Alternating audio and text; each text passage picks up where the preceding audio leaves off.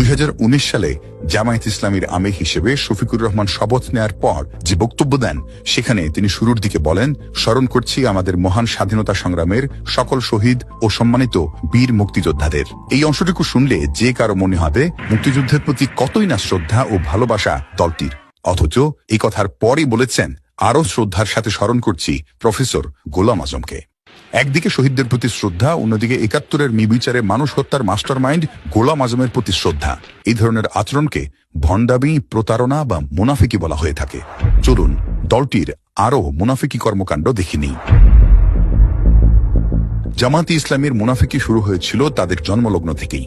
দলটির প্রতিষ্ঠাতা মাওলানা আবুল আলা মওদুদী ভারত ভাগের বিপক্ষে ছিলেন। তিনি বলেছিলেন, পাকিস্তান নামক কোন রাষ্ট্রের জন্ম হলে সেটা হবে আহাম্মকের বেহেশত এবং মুসলমানদের কাফেরানা রাষ্ট্র।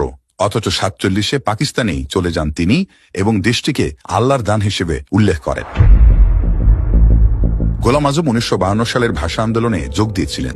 এ নিয়ে বর্তমান সময়েও দলটি গর্ব করে। অথচ 1970 সালে পশ্চিম পাকিস্তানের শুক্কুর শহরে এক সংবর্ধনা সভায় গোলাম আজম বলেন, 52 সালে ভাষা আন্দোলনে অংশ নেয়া তার মারাত্মক ভুল ছিল। জামায়াতে ইসলামী 47-এ যেমন পাকিস্তান রাষ্ট্রের বিরোধিতা করেছিল, তেমনি বাংলাদেশ যখন পাকিস্তানের শোষণ থেকে বাঁচতে স্বাধীনতা চাইল, তখন এদেশে থেকে সেটার বিরোধিতা করে জামাত। এটি প্রমাণিত যে ৭১-এ গণহত্যা সহ মানবতা বিরোধী অপরাধের সবই করেছে দলটি। শুধু তাই নয়, মুক্তিযুদ্ধের পর মুসলিম রাষ্ট্রগুলো যেন বাংলাদেশকে স্বীকৃতি না দেয়, সেজন্য সৌদি আরবকে ভূমিকা নেয়ার জোর তদবির চালায় গোলাম আজম। এজন্য তিনি মধ্যপ্রাচ্যের দেশগুলো সফর শুরু করেন 1973 সালে। 1986 সালে স্বৈরাচার এরশাদের আমলে বিএনপি নির্বাচন বর্জন করলেও আওয়ামী লীগ ও জামায়াত ইসলামী সেই নির্বাচনে যায়। এতে কি হয়? এরশাদের শাসন বৈধতা পায়। সেই নির্বাচনে অংশ নিয়ে হাসিনা আর জামাত মূলত এদেশের মানুষের সঙ্গে মুনাফিকি করেছে। 2024 সালের 16 ডিসেম্বর সারা দেশে বিজয় র্যালি করে জামাত ইসলামী। সেই ডিসেম্বরে শিবির প্রকাশিত ছাত্র সংবাদ সংখ্যায় ছাপা হয়েছে, অনেক মুসলিম না বুঝে মুক্তিযুদ্ধে জড়িয়ে পড়েছিল। এটা তাদের ব্যর্থতা ও অদূরদর্শিতা ছিল। একদিকে মুক্তিযুদ্ধকে বিদ্রুপ করা, আরেকদিকে বিজয় র্যালি বের করা জামাতের মুনাফিকির সবচেয়ে বড় প্রমাণ। জামাতের আরো একটি বড় মুনাফিকি হলো ভারত বিষয়ে তাদের অবস্থান। গোলাম আজম থেকে শুরু করে দলটির সব নেতা সাধারণ মানুষের কাছে নিজেদের ভারত বিদ্বেষী হিসেবে তুলে ধরেছে। অথচ 2024 সালের 22 নভেম্বর কলকাতার আনন্দবাজারকে দেয়া সাক্ষাৎকারে দলটির আমির শফিকুর রহমান বলেছেন, জামায়াতে ইসলামীর ভারত বিরোধিতা যে ধারণা, সেটি ভিত্তিহীন। ভারতের সঙ্গে জামাত সুসম্পর্ক বজায় রাখতে চায়। এর আগে 2024 সালের 28 আগস্ট গণমাধ্যমের সম্পাদক ও জ্যেষ্ঠ সাংবাদিকদের সঙ্গে মতবিনিময় সভায় জামাতের আমির বলেন, ভারতের সঙ্গে বন্ধুত্বের সম্পর্ক চায় জামাত।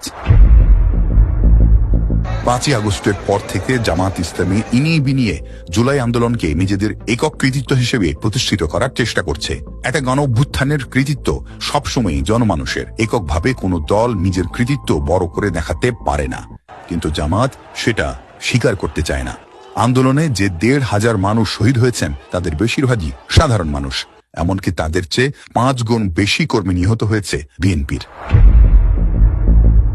জুলাই আন্দোলনে একদিকে নিজেদের অনেক ত্যাগ ও সংগ্রামের কথা বলে জামাত ইসলামী, অন্যদিকে আবার আওয়ামী লীগকে ক্ষমা করে দেওয়ার কথাও বলে। 2024 সালের 14 নভেম্বর জামায়াতের আমির বলেন, আমি বারবার ফ্যাসিজম আর ফ্যাসিস্ট বলা পছন্দ করি না। এর আগে 3রা সেপ্টেম্বর জামায়াতের আমির ঘোষণা দেন, আওয়ামী লীগ সরকার যে নির্যাতন করেছে তা ক্ষমা করে দেওয়া হলো। জুলাই গণহত্যার জন্য বিএনপি আনুষ্ঠানিকভাবে আওয়ামী লীগের বিচার চেয়েছে প্রধান উপদেষ্টার কাছে, কিন্তু জামাত এখনো সেরকম কোনো দাবি আনুষ্ঠানিকভাবে করেনি। জুলাই আন্দোলনের সময় বসুন্ধরা গ্রুপের মালিকানাধীন মিডিয়াগুলো, বিশেষ করে কালের কণ্ঠ পত্রিকা, হাসিনার পক্ষ নিয়ে ছাত্র আন্দোলনকে বিকৃত করে নানা রকম অপপ্রচার চালায়।